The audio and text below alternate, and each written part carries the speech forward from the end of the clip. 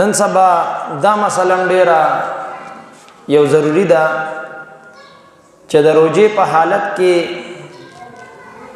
انجکشن او ډراپ لګول په دې سره روزه ماتیږي او کنه ماتیږي.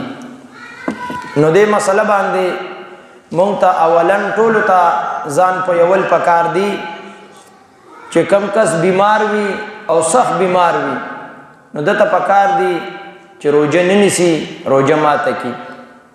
یا چاته عذر دی هغه انجکشن لګي او ډراپ لګي نو روزه په ماتیږي او کنه ماتیږي. نو دې مسله باندې مونږ او تاسو ټولو ته ځان په یول پکار دی. یو کال په 2018 کې په پېښور کې مونږ یو دیوبندي عالم سره ناسو، نور مرګریم را سره وو. په دې مسله باندې خبرې شروع وې چې د انجکشن او ډراپ باندې روزه ماتیږي او کنه ماتیږي. نو هغه په دې خبره باندې ډېر زور لګولیو او په یو بسط سره خپل دلایل وې چې په انجکشن او په ډراپ باندې روزه نه ماتیږي. یو خو په دې مسله باندې مونږ لزان په یول پکار دی. دا سداسه مسله نه ده چې د علماء دیوبندو په نس باندې د ټولو اتفاق دی چې په دې باندې روزه نه ماتیږي. دا څه خبره نه ده، نه دا څه ده چې د بریلی علماء په نس باندې د ټولو اتفاق دی چې په دې باندې انجکشن او ډراپ باندې روزه ماتیږي. دا څه نه ده، بلکې د دیوبند بعض علما وی روزه ماتیږي، د دیوبند بعض علما وی روزه په نه ماتیږي. او دا غرنګا د علماء بریلوی په نس باندې ما سره کتابونه شته دي. فتاوا بریلی شریف روزه په نه ماتیږي. فتاوا فیض الرسول د جلال الدین امجدی صاحب علیه رحمت صاحب وی روزه په نه ماتیږي.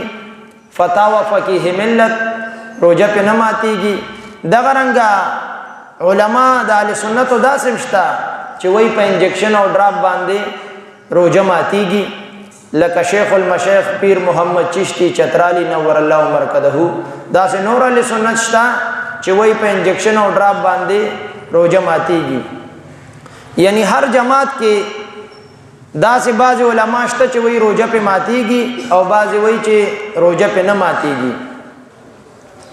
نو دغه مولوی صاحب هم لګیاو او په دې باندې دلیل وی چې په انجکشن او ډراپ باندې روزه نه ماتیږي. د روزه په حالت کې کسو کې انجکشن لګي او ډراپ لګي نو روزه په نه ماتیږي. او ډېر دلیل وی زمونږ ډېر مرګریم ناسو. نو ما دا چې مختار الدین شاه صاحب د کربوغي والا مستقل کتاب په دې موضوع باندې لیکلی چې د روزدار کله انجکشن او ډراپ ولګي نو روزه په ماتیږي. نو هغه عالم وی دغه شاه صاحب د احتیاط نه کار غشته. نو وای چې دغه د احتیاط نه کار غشته ولې دا ستاسو ټول دلیل دا به احتیاط دي. نو زمونږ هغه ټول مرګرو هغه مو خاندل او اخره کې هغه مولوی صاحب چې کوم بیان کولو هغه بیا دومره خاندل او ما ته زمانہ هغه د دلایلو خپل ترتیبم ګډ وډ شو. نو دې مسله باندې موږ ټولو ته ځان په یول پکار دی چې د روزې په حالت کې بنا بر عذر چاته عذر او انجکشن او ډراپ ولګولو نو دا یو احتیاطي او اتفاقی صورت ته چې په کوم ورځ د انجکشن ولګولو په دغه ورځ باندې خوراک او اسکاک مکوا.